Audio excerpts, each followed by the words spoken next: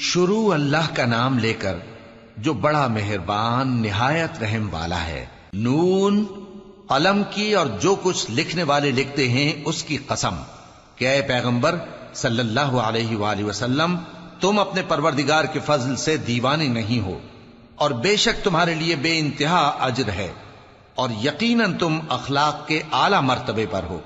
سو ان قریب تم بھی دیکھ لو گے اور یہ کافر بھی دیکھ لیں گے کہ تم میں سے کون دیوانہ ہے۔ تحقیق تمہارا پروردگار اس کو بھی خوب جانتا ہے جو اس کے رستے سے بھٹک گیا، اور ان کو بھی خوب جانتا ہے جو سیدھے رستے پر چل رہے ہیں۔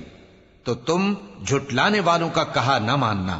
یہ لوگ چاہتے ہیں کہ تم نرمی اختیار کرو تو یہ بھی نرم ہو جائیں، اور کسی ایسے شخص کے کہے میں نہ آ جانا جو بہت قسمیں کھانے والا ہے، ذلیل ہے، شرارت سے اشارے کرنے والا، لگائی بجھائی کرنے والا، مال دینے میں بڑا بخیل، حد سے بڑھا ہوا بدکار، سخت خو اور اس کے علاوہ بدذات ہے، اس سبب سے کہ مال اور بیٹے رکھتا ہے۔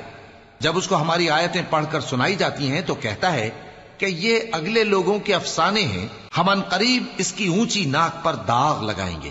ہم نے ان لوگوں کی اسی طرح آزمائش کی ہے جس طرح باغ والوں کی آزمائش کی تھی، جب انہوں نے قسمیں کھا کھا کر کہا کہ صبح ہوتے ہوتے ہم اس کا میوہ توڑ لیں گے، اور انشاءاللہ نہ کہا۔ سو وہ ابھی سو ہی رہے تھے کہ تمہارے پروردگار کی طرف سے راتوں رات اس پر ایک آفت پھر گئی، تو وہ ایسا ہو گیا جیسے کٹی ہوئی کھیتی۔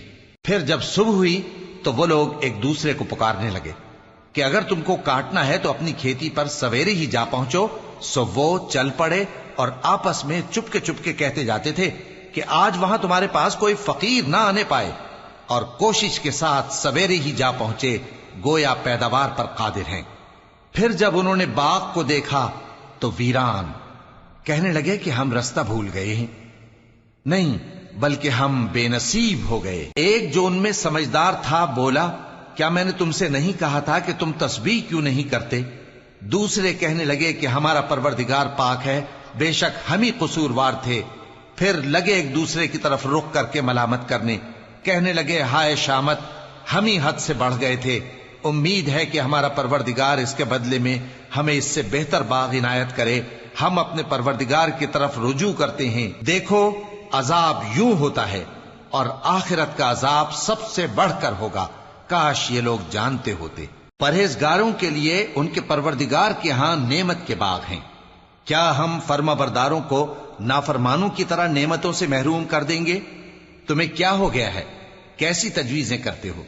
کیا تمہارے پاس کوئی کتاب ہے جس میں یہ بات پڑھتے ہو کہ جو چیز تم پسند کرو گے وہ تم کو ضرور ملے گی؟ یا تم نے ہم سے قسمیں لے رکھی ہیں جو قیامت کے دن تک چلی جائیں گی کہ جو کچھ تم طے کر لو گے وہ تمہارا ہوگا؟ ان سے پوچھو کہ ان میں سے کون اس کا ذمہ لیتا ہے؟ کیا اس قول میں ان کے کچھ شریک ہیں؟ اگر یہ سچے ہیں تو اپنے شریکوں کو لے آئیں۔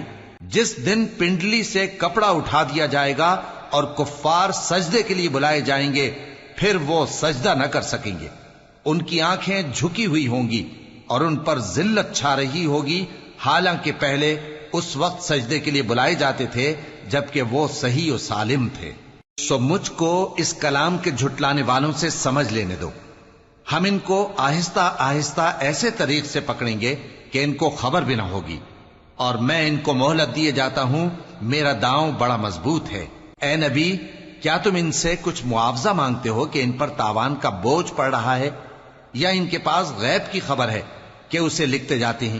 سو اپنے پروردگار کے فیصلے کا انتظار کیے رہو، اور مچھلی کا لقمہ ہونے والے یونس کی طرح نہ ہونا کہ انہوں نے اپنے رب کو پکارا جبکہ وہ دل ہی دل میں گھٹ رہے تھے۔ اگر ان کے پروردگار کی مہربانی ان کو نہ سنبھال لیتی تو وہ چٹیل میدان میں ڈال دیے جاتے مذموم حالت میں۔ پھر ان کے پروردگار نے ان کو برگزیدہ کر کے نیکوکاروں میں شامل کر لیا۔ اور کافر جب یہ نصیحت کی کتاب سنتے ہیں تو یوں لگتے ہیں کہ تم کو اپنی نگاہوں سے پھسلا دیں گے، اور کہتے ہیں کہ یہ تو دیوانہ ہے۔ اور لوگوں، یہ قرآن تمام جہانوں کے لیے نصیحت ہے۔